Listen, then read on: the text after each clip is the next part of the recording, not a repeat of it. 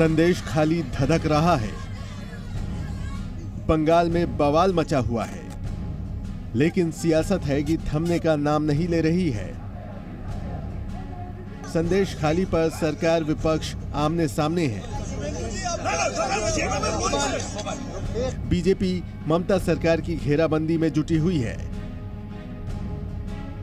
केंद्रीय मंत्री अनुराग ठाकुर ने संदेश खाली को लेकर ममता बनर्जी को टारगेट किया। महिला सीएम के राज में महिलाओं से अत्याचार को शर्मनाक बताया। तो संदेश खली का ये संदेश देश की गली गली तक गया है कि किस तरह से भ्रष्टाचार, अत्याचार, बलात्कार इनको संरक्षण दे रही है ममता जी की सरकार। उधर ममता सरकार बीजेपी पर इस मुद्दे को सियासी रंग देने का आरोप लगा रही है।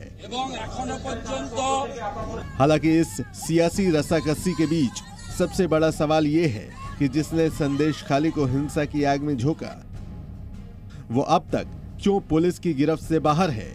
क्यों अब तक मुख्य आरोपी शाहजहां को अरेस्ट नहीं किया गया? यही सवाल कलकत्ता हाईकोर्ट ने भी पूछा है।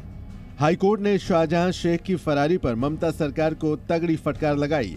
कोर्ट ने कहा, एक ऐसा शख्स जो पूरे इलाके को अपनी जागीर समझने लगे, उसे सरकार नहीं बचा सकती। शाहजहां शेख पर कई मुकदमे हैं। ईडी अधिकारियों पर हमले के बावजूद उसे गिरफ्तार नहीं किया गया। समस्या पैदा करने वाला ही अब तक फरार है। उसके खिलाफ हजारों आरोप झूठे हो सकते हैं, लेकिन इनमें अगर एक भी आरोप सही है तो आपको उसकी जांच करनी चाहिए। हम शाहजहां शेख को सरेंडर करने के लिए कहेंगे। हाईकोर्ट की यह फटकार ममता सरकार की मुश्किलों में जरूर इजाफा करने वाली है, क्योंकि संदेश खाली पर विपक्ष पहले से सत्तारूढ़ को चौतरफा घेरे हुए है। धधकते बंगाल के संदेश खाली में चढ़ते सियासी पारे की इन तस्वीरों को देखिए। एक तरफ बीजेपी नेता सुवेंदु अधिकारी हैं, तो दूसरी तरफ उन्हें रोकती बंगाल पुलिस। सुवेंदु की जिद थी संदेश खाली जाने की, नहीं चलेगा। वहीं पुलिस की कोशिश थी उन्हें वहां जाने से रोकने की, लेकिन काफी देर तक चली इस लड़ाई में सुवेंदु जीत गए।